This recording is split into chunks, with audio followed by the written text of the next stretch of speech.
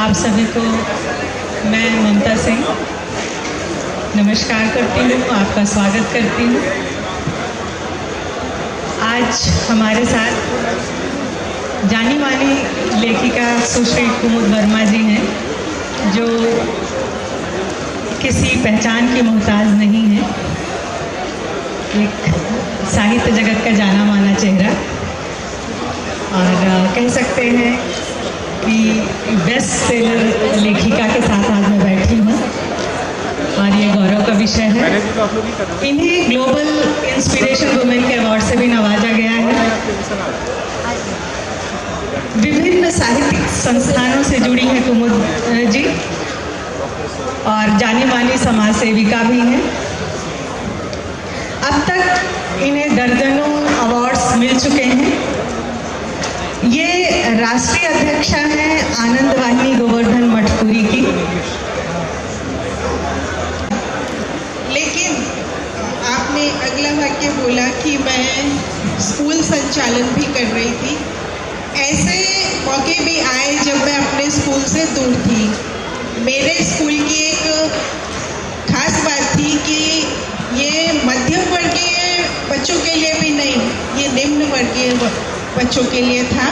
ज़्यादातर बच्चों के माता पिता दूसरे घरों में काम करते थे या रिक्शा चलाते थे। उनके लिए अपनी स्कूल की फीस निकालना भी बहुत मुश्किल होता था। इसके बाद जब मेरे ऊपर जिम्मेवारी आई, मेरे ऊपर उन बच्चों की जिम्मेवारी ज़्यादा थी जिनके माता पिता खुद व्यस्त थे और बच्चों को समय नहीं दे पाते थे। उस जिम्मेवारी को जब मेरे पास 300 बच्चे थे तो मेरे लिए संभव नहीं था कि मैं हर एक के पास व्यक्तिगत रूप से पहुंच सकूं। उसके लिए ज़रूरी था कि मैं अपने अध्यापकों को तैयार करूं और मेरा हर एक अध्यापक वो किसी भी क्षेत्र से आता हो, वो हमारे स्कूल में ही ट्रेन होता था। जब मैं स्कूल से बाहर गई तो ऐसा विचार आया कि जो अध्यापक स्कूल में है अब उनको कुछ बताने वाला कोई नहीं है। तो मैंने सोचा कुछ नोट्स तैयार कर लूँ। जो नया टीचर आएगा वो इन नोट्स को पढ़ेगा, उसको मदद मिलेगी। अब आपने भी देखा होगा स्कूलों में सीनियर के नोट्स जूनियर पढ़ता है और एग्जाम में पास हो जाता है। बस यही देखा था तब तक। और पहली बुक मैंने 26 वर्ष की आयु में लिखी थी, जिसको छपवाने में बड़ी मशक्कत करनी पड़ी। लेकिन जब वो नोट्स का पुलिंदा तैयार हुआ, उसने एक पुस्तक का रूप ले लिया जो एक बेस्ट सेलर पुस्तक बाद में साबित हुई।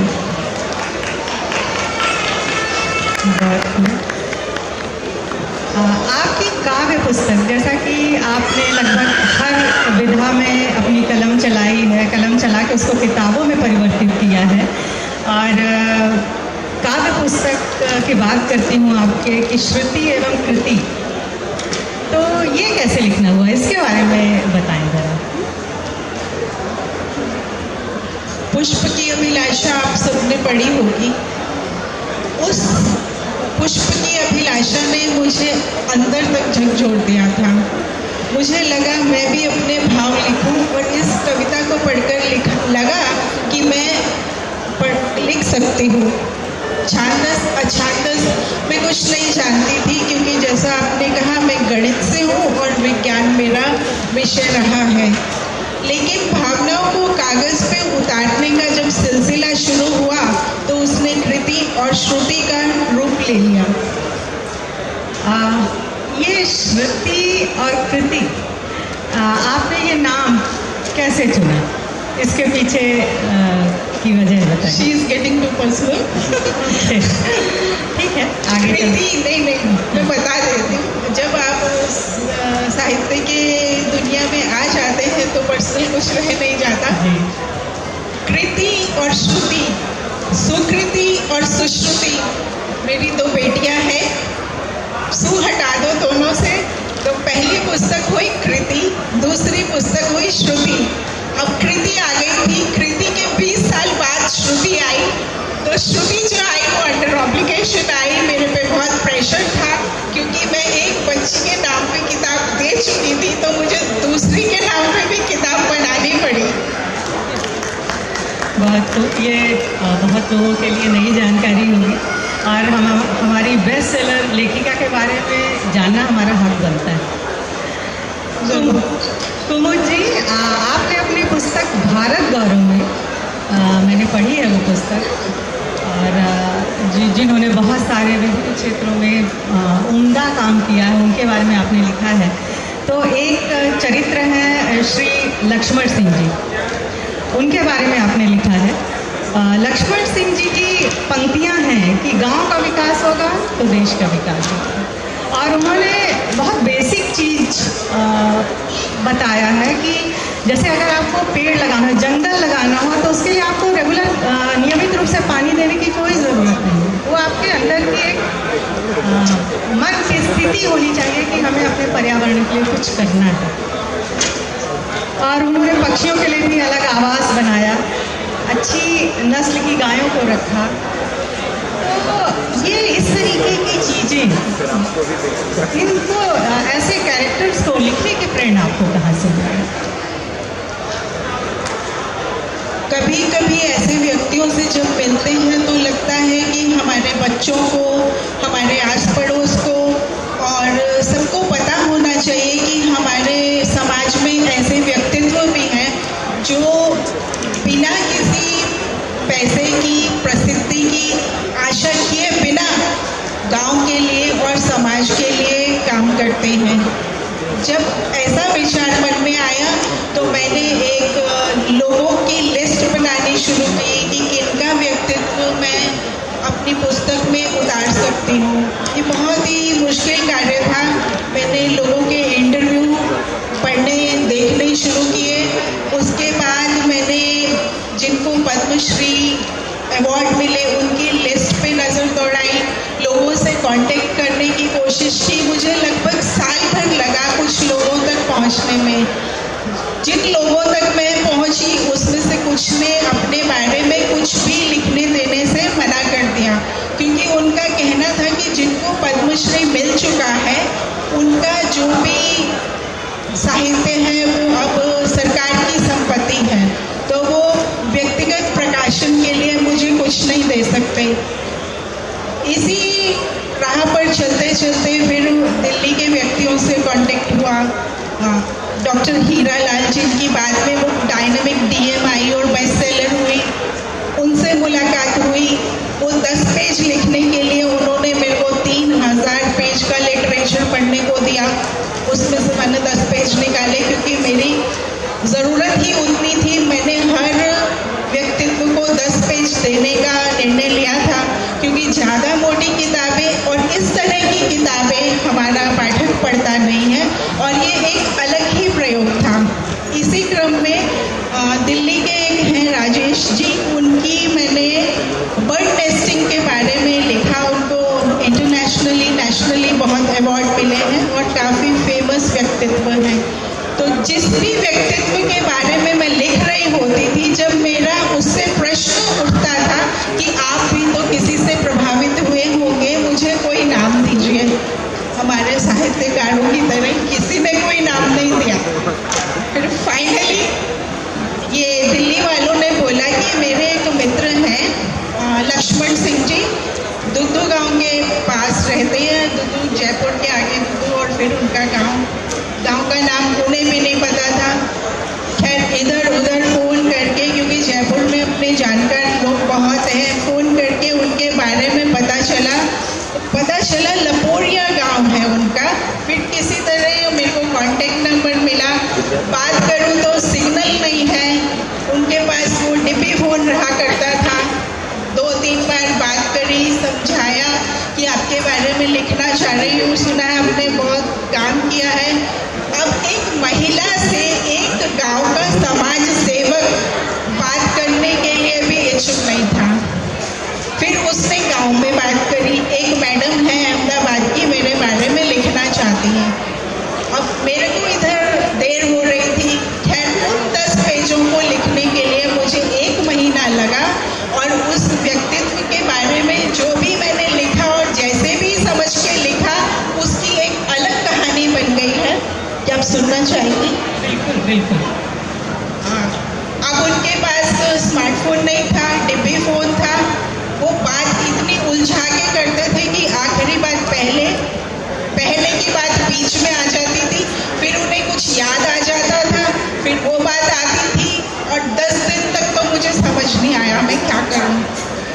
मैंने एक दिन पूछ लिया, क्योंकि मैं बोल नहीं सकती थी आप स्मार्टफोन ले लो। मैंने पूछा आपके गांव में किसी के पास स्मार्टफोन है? बोले पता नहीं वो क्या होता है। मैंने कहा नहीं, आप ना जो बच्चे कॉलेज जाते होंगे आप उनसे बात कीजिए, किसी के पास अगर स्मार्टफोन है तो एक बार बात करा दीजिए।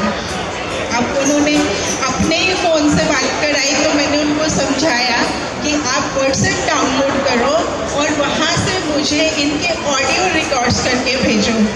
तो उनको जिस दिन जितना याद आ जाता था वो ऑडियो आता था, कोई 10 मिनट का, कोई 2 मिनट का, कोई 30 सेकंड का। और जब उन सारे ऑडियोज़ को मैंने शब्दों में लिखना शुरू किया तो मुझे पता चला कि मुझे कुछ नहीं मिला। फिर मैंने उनसे महीनों और वर्षों के बारे में बात करनी शुरू करी तो एक कहानी बन के आई जो बहुत इम्प्रेसिव थी, जिनकी ममता जी ने बात करी। वो कहानी आप लोगों के सामने भारत गौरव में है। ये पुस्तक फिर मैंने पीएमओ भेजी और लक्ष्मण सिंह जी को पद्मश्री मिला है इसी साल। बिल्कुल, ये कहानी सुन के लग रहा है कि सफलता कभी भी सीधे रास्ते से नहीं आती, बहुत सारी पगडंडियों से होकर गुजरना पड़ता है। और इस तरीके के बहुत सारे व्यक्तित्व हैं भारत गौरव, आप लोग भी पढ़िएगा, और इंस्पायरिंग पर्सनालिटीज हैं। अब आपकी पुस्तक इंद्रधनुष पर आते हैं, आपकी पुस्तक इंद्रधनुष पे आते हैं।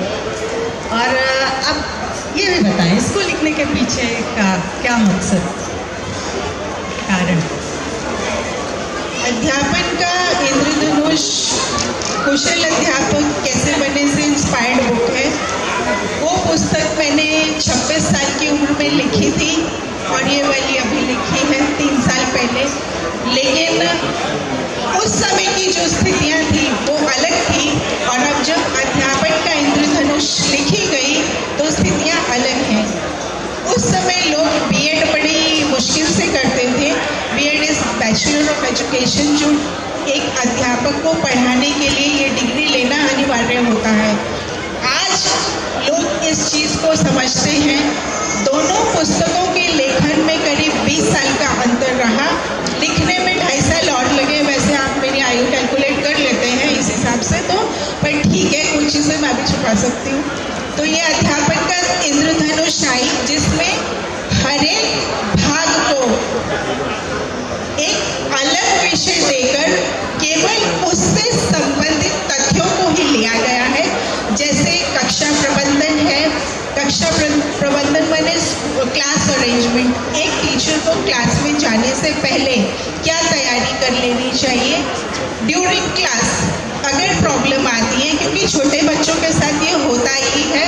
और मेरे 14-15 साल के शिक्षण करियर में ये मैंने अंदर से महसूस किया है कि अगर टीचर प्रिपेयर्ड नहीं है तो उसका असर बच्चों पे जाता है। और हमेशा मैं एक बात कहती हूँ, आप अपने स्टूडेंट को इस तरह पढ़ाएं जैसा कि आप चाहते हैं कि आपके बच्चे को कोई टीचर पढ़ाता है।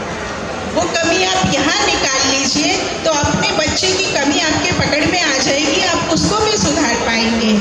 7 भागों में जिसमें एक तो पुनर्बलन का सिद्धांत मैंने डाला है, जो मेरा व्यक्तिगत अनुभव है, मोटिवेशनल फैक्टर जो स्कूल्स में नहीं होता। अभी रिसेंटली मेरे को एक्सपीरियंस हुआ है, एक बच्चे के गणित में सिंगल डिजिट नंबर आए आउट ऑफ 80, ऐसा मुझे फ़ोन आया। बच्चे की माँ डिप्रेशन में थी, प्रीलिम्स हुए हैं और बोर्ड का प्रेशर तो रहता है। और आजकल टीचर्स बहुत स्मार्ट हो गए हैं, वो प्रेशर उतार के पेरेंट पे डाल देते हैं। मदर बोल रही है मैं 2 रातों से सोई नहीं, परेशान होते होते 3 दिन हो गए, आप कुछ करो।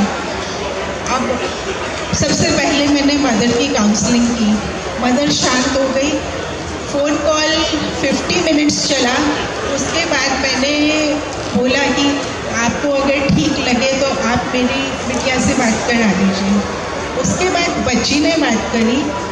करीब 15-16 मिनट बात करने के बाद वो बच्ची बहुत रिलैक्स्ड थी और उसको मैंने समझाया कि जो काम तुमको साल भर में करना था अब तुम्हें महीने में करना है, कमर कस लो, ये डिजिट छोड़ दो, ये तो मल्टीप्लाई हो ही जाएगा लेकिन मेहनत करनी है। ऐसा संदेश तुम्हारे टीचर ने ये पेपर में मार्किंग करके तुम्हें दिया है, इसको सिर्फ इतना समझो और काम करो।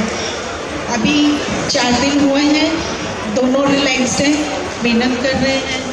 रिजल्ट तो फिर अब उनकी मेहनत के हिसाब से आएगा।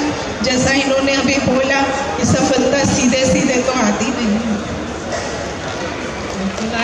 वाकई अब इस तरीके का टीचर, इस तरीके का काउंसलर होना आवश्यकता है हमारे समाज की। बीइंग ए टीचर, जब मेरे पास ये किताब आई तो मैंने बहुत ही क्यूरोसिटी के साथ इसको सबसे पहले पढ़ा और इसमें पढ़ने के बाद मुझे पता चला कि आपने विभिन्न बिंदुओं को समेटते हुए पूरा एक कंप्लीट सल्यूशन की बात की थी इस बुक में। तो क्या ये किताब पढ़ने के बाद क्या हर टीचर के लिए ये कारगर है? ऐसा कोई उदाहरण अगर आपको याद आता हो, इस किताब को पढ़ने के बाद किसी टीचर ने आपसे साझा किया हो अपने एक्सपीरियंस, अनुभव?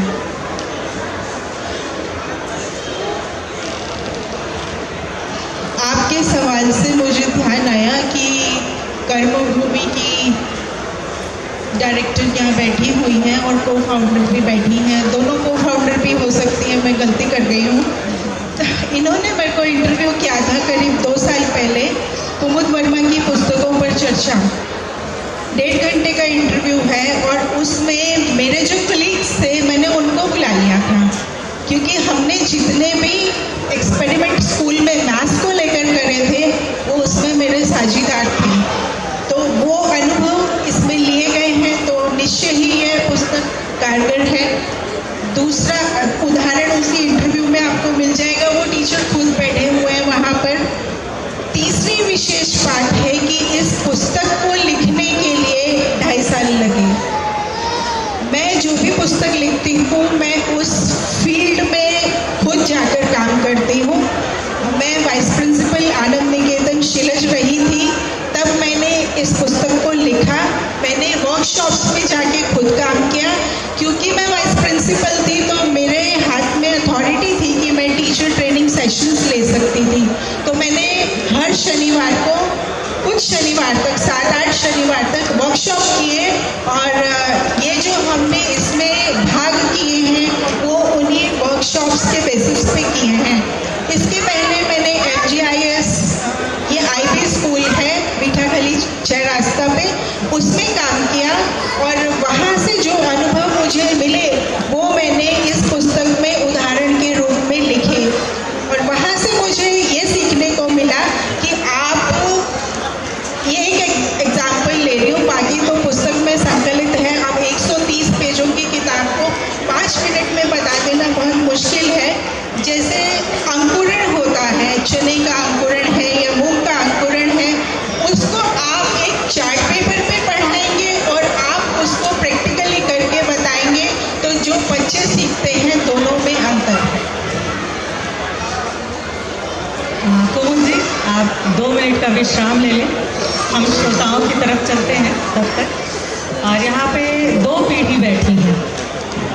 तो एक पीढ़ी जब हमारे बच्चे पढ़ते थे और हमें कुछ प्रॉब्लम होती थी तो हम जब टीचर के पास जाते थे, वैसे अपने आप तो हम टीचर के पास जाते नहीं थे कभी, जब टीचर बुलाते थे तभी जाते थे। और टीचर जो भी शिकायत करते थे हम उन्हीं की तरफ होके हाँ आप सही हैं, इस तरीके से हमारा रवैया रहता था। और आज जो है, आज स्थिति बिल्कुल विपरीत है।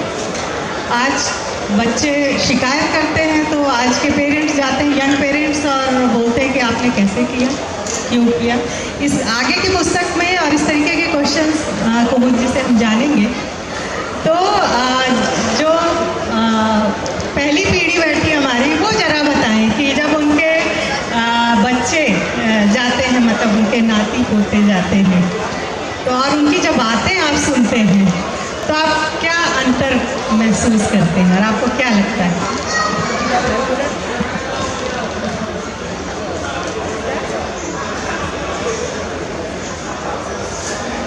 टीचर जनरेशन है तो उसी मेरी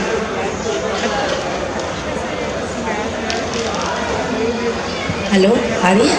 तो मेरे तो ग्रैंड चिल्ड्रन इतने बड़े हैं, उन लोगों ने स्कूल कॉलेज पास कर लिए, लेकिन उन लोगों के स्कूल और उनके कल्चर इतनी डिफरेंट है हमारे से।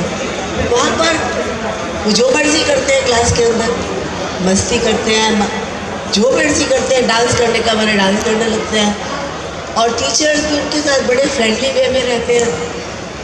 कोई ऐसा वाला माहौल नहीं है जैसे हमारे टाइम में था, टीचर आ गए डर के बैठ गए, कोई डर वर नहीं है उन लोगों के मन में। टीचर ये आप आईबी की बात कर रही हैं, आईबी मीन्स इंटरनेशनल बैकलॉरिएट, मैंने उधर भी काम किया है। वहाँ पे सिखाने का पढ़ाने का तरीका एकदम अलग है। अगर बच्चा क्लास में डांस कर रहा है तो वो भी प्लान्ड होता है, उसका भी मोटिव होता है, वो रिदम देखता है, वो शब्द देखता है, वो संगीत सीखता है, वो म्यूजिक की अलग अलग धुनों में अंतर सीखता है, वो रैप सीखता है, वो इसलिए ये डांस किया जाता है। मेरे 2 बच्चे सिंगापुर में यूनाइटेड वर्ल्ड कॉलेज में पढ़ते थे, बड़ा फेमस स्कूल है इंटरनेशनल। तो मेरी छोटी वाली ग्रैंड डॉटर मेघा जब 6th क्लास में थी तो मुझे बता रही थी कि हमारी क्लास के लड़के कोई कलाबाजी खा रहा है क्लास के अंदर, कोई खड़ा हुआ डांस कर रहा है, कोई बोर्ड के ऊपर वो बना रहे हैं, कार्टून बना रहे हैं, और टीचर अपना लेसन करने जा रही है। ऐसा माहौल क्योंकि उनकी हमारे इंडियन कल्चर की तरह कोई प्रिस्क्राइब्ड बुक्स नहीं है, उन आईबी के सिर्फ गाइडलाइंस हैं। गाइडलाइंस के बेस पर वो लोग अपना करिकुलम खुद तैयार करते हैं, टीचर बैठते हैं, करिकुलम बनाते हैं, लेकिन फिर से अगर आपका अध्यापक उसके लिए तैयार नहीं है तो फिर स्थितियाँ हाथ से निकल जाती हैं। जैसे इंडिया में है बीएड की जाती है और उसके बाद आप स्कूल में एज अ टीचर दाखिल होते हो, वहाँ पे ऐसा नहीं है, बीएड का कंसेप्ट ही नहीं है। उनके लिए ग्रेजुएट और पोस्ट ग्रेजुएट यही 2 चीज़ें होती हैं। तो अनुभव की कमी ने विद्यालयों में ऐसी स्थिति उत्पन्न करती है। थैंक यू मैम, आपने बहुत अपने विचार साझा करने के लिए, और इससे हमें पता चला कई बोर्ड होते हैं और उनकी अलग अलग उनका करिकुलम अलग अलग होता है। तो मुझे अगला प्रश्न आपसे जानना चाहूँगी कि आज जब तकनीकी का विकास इतनी तीव्र गति से हो रहा है, जीवन शैली इतनी फास्ट है, परीक्षाएं ऑनलाइन हो रही हैं, ई लर्निंग का ज़माना है, उस समय आप बच्चों में मूल्यों का विकास कैसे देखती हैं? जबकि हम उस दौर की बात करते हैं जब हमारा जॉइंट फैमिली होता था, हर उम्र के लोग अपने तरीके से बच्चे को मूल्य देते थे, उससे उनका जो रीढ़ तंत्र था वो बहुत मजबूत रहता था। दादा दादी नाना नानी की तरफ से अलग वैल्यूज़ दिए जाते थे, मम्मी पापा उनको आगे बढ़ने के वैल्यूज़ देते थे, और बच्चा फिर कहीं ना कहीं वो 70-80% में खड़ा होकर अच्छा इंसान बनता था। लेकिन आज तो परिस्थितियाँ बिल्कुल अलग हैं, तो इससे कैसे निपटा जाए? टॉम एंड जेरी दिखा के तो मूल्यों की शिक्षा नहीं दी जा सकती, ये सभी जानते हैं। हमारे फिर से वो बात आती है कि भारतीय परिवेश और विदेशी परिवेश, वो अंतर तो है ही। अगर हम कार्टून नेटवर्क पे बच्चे को बिठा देते हैं तो हम उम्मीद नहीं कर सकते कि उसमें वैल्यूज़ जा रही हैं।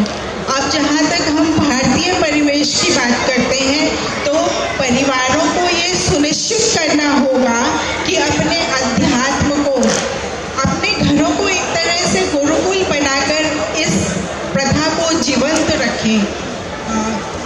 कुछ पुस्तकें जैसे नंदन, चंपक, ये सब मिलती रही बच्चों को। चंपक तो अभी भी चल रही है और अभी भी देश में बाल कथा साहित्य बहुत विकसित है और उसकी कार्यशालाएं भी होती रहती हैं जो नए आयामों को सुनिश्चित करके फिर कविताएं, लेख या कहानियां बच्चों के लिए देते हैं।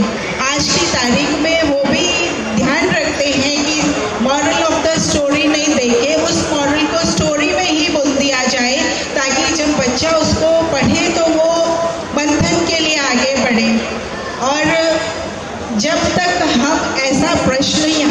कर रहे हैं और इसका जवाब ढूंढ रहे हैं, इसका मतलब हम सचेत हैं।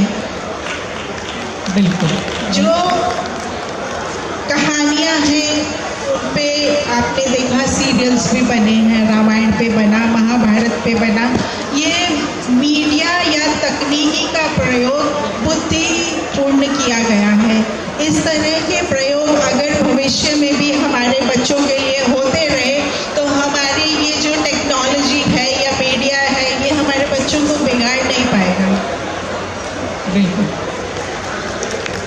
थोड़ा सा अतिरिक्त बोझ महसूस करें पेरेंट्स और उनको राइट टाइम पे राइट गाइडेंस अब क्या देख रहे हैं इस पर उनको नज़र रखनी चाहिए। बहुत वाजिब आंसर मिला सबको।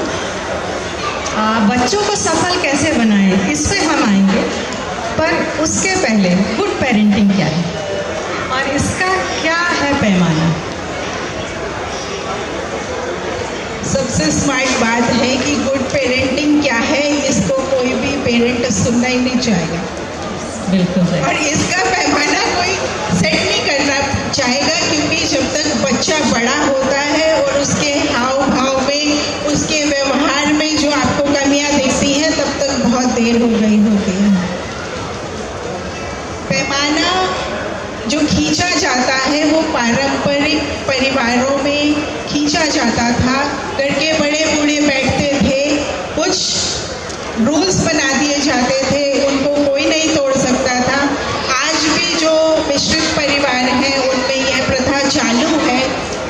फालतू का खर्चा बच्चों को करने की अनुमति नहीं है, लेकिन एकल परिवार ऐसे हो गए हैं जो बच्चों के इमोशन के साथ खुश होते हैं और दुखी होते हैं।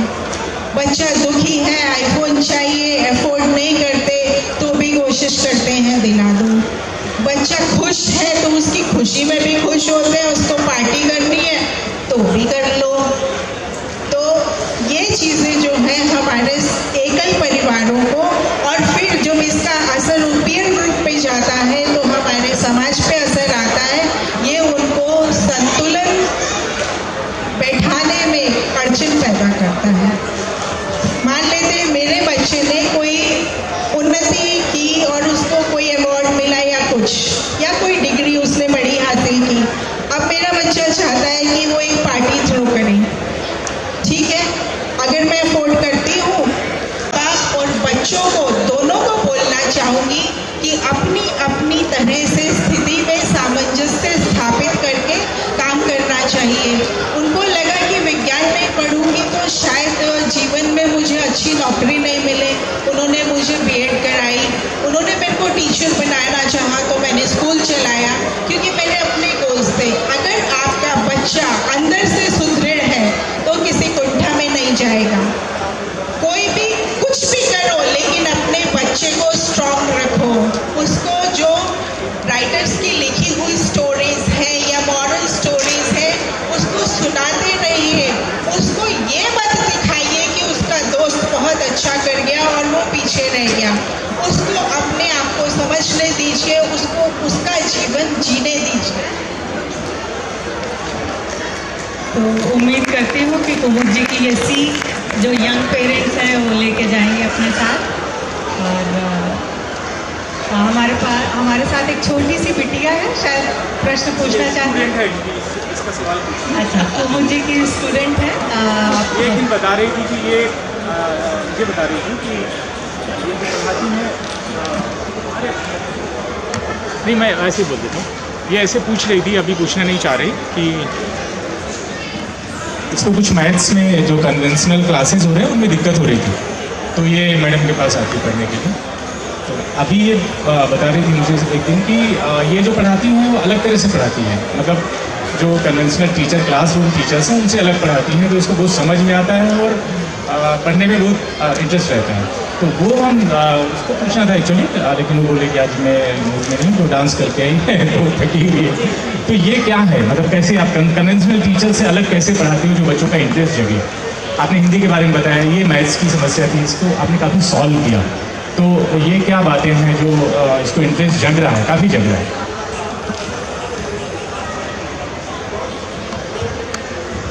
मेरी भाषा में कहूँ तो मैथ्स को पढ़ा नहीं जाता, जिया जाता है।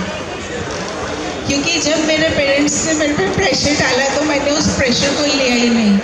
मैंने उस मैथ्स को एंजॉय करना शुरू किया। और जब मेरे बच्चों के साथ वही सिचुएशन आई तो मुझे लगा कि मैं एक क्लासरूम का माहौल तैयार करूं। मैंने कैंपस के सब बच्चों को बुला लिया। हम फ्रैक्शन करने लगे तो हमने पिज़्ज़ा खाया, हमने ऑरेंज खाया, हमने लीफ काटा। और खैर ये तो अभी मेरे पास आती है तो ये आपको बता पाएंगी कि हम बायोलॉजी को हम कमरे में नहीं पढ़ते हैं, हम गार्डन में पढ़ते हैं। हम मैथ्स को किचन में पढ़ते हैं क्योंकि मैथ्स जो है हमारा डे टू डे लाइफ से रिलेटेड है। हम जब चेक्स बनाते हैं हम किचन के टाइल्स को देखते हैं, कौन सा भाग छोटा है, फुल टाइल का फुल वॉल में कितने टाइल्स हैं, उसमें से एक टाइल कितना फ्रैक्शन बनाएगा, दो टाइल्स कितने फ्रैक्शन बनाएंगे। ये सब मैंने सीखा है और अपने बच्चों को पढ़ाते हुए ही सीखा है। जो मुझे लगा कि बच्चे जहाँ घबरा जाते हैं, आप फ्रैक्शन बोर्ड में कराएंगे तो बच्चा नहीं समझ पाएगा। आप उस फ्रैक्शन को उसके सामने ला देंगे तो वो अच्छे से समझेगा, जीवन में रिलेट भी करेगा। बस यही कहूँगी, चाहे विज्ञान है चाहे गणित है, उसको जियो, उसको पढ़ो नहीं। आप इतनी अच्छी टीचर हैं कि मैं सोच रही थी कि अभी अगर मेरा जन्म होता तो मैं एक अच्छी मैथमेटिशियन बनती। मेरा बहुत वीक सब्जेक्ट है मैथ। बहुत करीब हैं हम, आप लोग बैठे रहें और आगे और बहुत नॉलेज मिलेगा आपको। समापन के करीब हैं तो अब आपसे जानना चाहूँगी, आप सब जानना चाहेंगे तो मुझे कि आज बच्चों से जिन विषयों पर खुलकर बात करने की आवश्यकता है, लेकिन जैसे सेक्स एजुकेशन, ड्रग्स, क्योंकि आज 11-12 साल के बच्चों में ये सब देखा जाता है, लेकिन आज भी कहीं एक हिचक है हमारे समाज में। लोग 1 to 1 बात नहीं करते हैं या अगर छुपाते उस चीज़ को कि अगर किसी को पता चल जाएगा तो शायद उस चीज़ को बायकॉट कर देंगे या उनको अलग थलग कर दिया जाएगा। तो ये भी एक हार्मोनल चेंजेस का या किसी तरीके का भटकाव हो सकता है। इस चीज़ की एक्सेप्टेंस लाने के लिए हमें क्या करना चाहिए? किसी भी चीज़ का सॉल्यूशन ढूंढने से पहले उस प्रॉब्लम की जड़ तक जाना चाहिए कि आपका बच्चा ड्रग्स क्यों ले रहा है। अब सेक्स एजुकेशन के नाम पे आप डेमो नहीं दे सकते। आपको इसके जो नेगेटिव एस्पेक्ट्स हैं खुलकर सामने रखने पड़ेंगे, जिसमें आप उनको एसटीडी यानी सेक्सुअली ट्रांसमिटेड डिजीजेस के बारे में बता सकते हैं। आप सामने वाले की हेल्थ कंडीशन के बारे में नहीं जानते हैं, वो आपको किस तरह से हार्म कर सकता है, ये आपको अपने बच्चे के सामने रखना ही पड़ेगा। आपको पता चले कि एड्स पीड़ित व्यक्ति और वो इतना नुकसान कर गया, उससे बेहतर है कि हम इस पे पहले चेक लगाएं। जब आती है ड्रग्स की बात, मैंने बहुत करीबी अनुभव किया है कुछ बच्चों के साथ जो ड्रग्स लेते हैं। हाँ, यहाँ एक डिक्लेरेशन कर दूँ मैं कि मेरी जितनी भी पुस्तकें हैं वो मेरे अनुभवों पे आधारित हैं और जो पेन से निकला है वो सहकर निकला है। इसलिए मेरे पास ऐसे बहुत सारे उदाहरण भी मौजूद हैं जिनको मैंने पास से जाना है और पढ़ा है। जब आपने बच्चे को अकेला छोड़ दिया और वही बात वो कुंठा में है या तनाव में है, तो वो थोड़ी देर सोने के लिए ये सब शुरू करता है या इन सबको भूलने के लिए वो शुरू करता है। अगर वो बिजी है और उसका लाइफस्टाइल ठीक है और वो एक राइट ट्रैक पे चल रहा है तो वो शायद सोचेगा भी नहीं। बहुत सारे बच्चों को आजकल हम बाहर हॉस्टल में या फॉरेन में छोड़ देते हैं। मेरे खुद के बच्चे भी बाहर रहे हैं तो ये एंटीना खड़े रखने पड़ते हैं। कहना नहीं चाहिए पर समय बेसमय फ़ोन करना पड़ता है, हालात जानने पड़ते हैं, किसके साथ रह रहे हैं, उसकी मेंटल कंडीशन क्या है। अगर वो किसी तरह की एंटी एंजाइटी पिल पे है तो इसका असर आपके बच्चे पे होगा ही होगा। आपका बच्चा अगर आपसे दूर है और उसके व्यवहार में परिवर्तन साथ है तो भी ज़्यादा बातचीत नहीं कर रहा है, कुछ कहना नहीं चाहता है, आपके घर के फाइनेंस में आपको प्रॉब्लम लग रही है, तो सतर्क हो जाइए। ये इनिशियल इंडिकेशंस हैं। आपने बहुत महत्वपूर्ण बात बताई और इसी तरीके की सीख का, इसी तरीके के ज्ञान और अनुभवों का मिश्रण है कुमुद जी की किताब। आप सब पढ़ें और बहुत सारी चीज़ें आपको पता चलेगी, अच्छी तरीके से अपने बच्चों की परवरिश कर पाएंगे। लेकिन उनमें से केवल 5 की पॉइंट्स जो हैं, 5 ऐसे टिप्स बता दें पेरेंट्स को पेरेंटिंग के लिए। जो भी यहाँ पेरेंट्स बैठे हैं उनको इसकी ज़रूरत तो नहीं होगी, पर जो मैं समझती हूँ बातें की ज़रूरी है वो कह देना चाहूँगी। एक, अपने बच्चे के टाइम को संतुलित कीजिए। वो टीवी बैठा देख रहा है तो देखता रहे, ऐसा नहीं होना चाहिए। जो भी अच्छा प्रोग्राम हो उसको खुद ही दिखा दीजिए, टीवी नहीं देखना है ऐसा नहीं। दूसरा, अब आप बच्चे का टाइम संतुलन कर रहे हैं तो अपना भी कीजिए। उसको जब आपकी ज़रूरत है आपको उसके पास अवेलेबल होना चाहिए। अगर आप अवेलेबल नहीं हो पा रहे हैं तो कृपया अपने बच्चे को इसका उचित कारण दीजिए। अगर वो कारण उचित नहीं है तो इसका मतलब आप संतुलित नहीं हैं। तीसरा, अपने बच्चे के साथ हमेशा संवाद की स्थिति में रहिए, बात करते रहें। ये नहीं कि आप उसको कुरेदते रहें, आपको सब कुछ जानना है, वैसा नहीं, लेकिन संवाद की स्थिति कायम रहे, जिससे जब आपका बच्चा खुश है, दुखी है, हतोत्साहित है, तो उसके आवाज़ में फ्लक्चुएशन से आप उसको पकड़ लेंगे। चौथा, अपने बच्चे के साथ समय बिताइए, कैसे भी बिताएं, उसको छुट्टी पे साथ लेके जाएं, घर में उसके साथ बैठें, और छोटा बच्चा है तो स्टोरी टेलिंग के बहाने समय बिताएं। उस स्टोरी से आपकी क्या अपेक्षा है बच्चे से कि मैं ये स्टोरी सुना रही हूँ तो मेरा बच्चा ये चीज़ें उससे सीख जाएगा, ये आपको पता होनी चाहिए। और इस बारे में बातचीत भी करते रहिए। ये समाज की स्थिति को मजबूत करने का एक बड़ा रीज़न रहेगा। अगर बच्चा बड़ा है तो उसको आप जैसी पुस्तकें चाहते हैं कि वो पढ़े, वो पुस्तकें ला के दें और उसके बाद ला के देकर काम खत्म मत कीजिए प्लीज़। उस पुस्तक की चर्चा कीजिए। आपने उससे क्या समझा या उसने उससे क्या समझा, या आप क्या चाहते हैं कि उसको इसमें पढ़ना चाहिए या ध्यान देना चाहिए, वो आप बताएं। जब इस तरह की परवरिश होती है तो बच्चा बड़ा होते होते सीख जाता है कि मेरे माता पिता का इशारा किधर है। जैसे हम लोग बोलते हैं, हमारी जनरेशन बोलती है, हम तो माँ बाप के आँख का इशारा भी समझते थे, वो समझा पाए, हम नहीं समझा पाए, तो कमी हम में है, हमारे बच्चों में नहीं।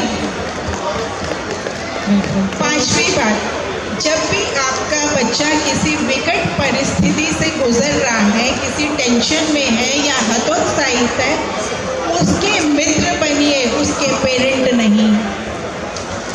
मित्र बनेंगे तो सॉल्यूशन देंगे, पेरेंट बनेंगे तो फिर वही शब्द आप उसमें कुंठा भरेंगे। As a helping hand you should extend your hands, not as a slap. तो ये थी बेस्ट सेलर लेखिका आदरणीय कुमुद जी, और आप सबको सुन के निश्चित ही बहुत सारी जानकारी मिली होगी जो इन्होंने अपने ज्ञान और अनुभव से बताया। इन्होंने लिखी बातों पे नहीं, अपने अनुभव को साझा किया है। और अगर आप चाहते हैं और जानना चाहते हैं और अच्छे पेरेंट्स बनना चाहते हैं तो इनकी बुक्स अवेलेबल है, RR सेठ एंड कंपनी, गुजराती वर्जन है, तो वहाँ पे अवेलेबल है, आप ले सकते हैं। और आप सबका इतने ध्यानपूर्वक सुनने का, बैठे रहने का बहुत बहुत शुक्रिया, बहुत बहुत। आप सभी का विशेष धन्यवाद। आपने मेरे साथ यहाँ समय बिताया।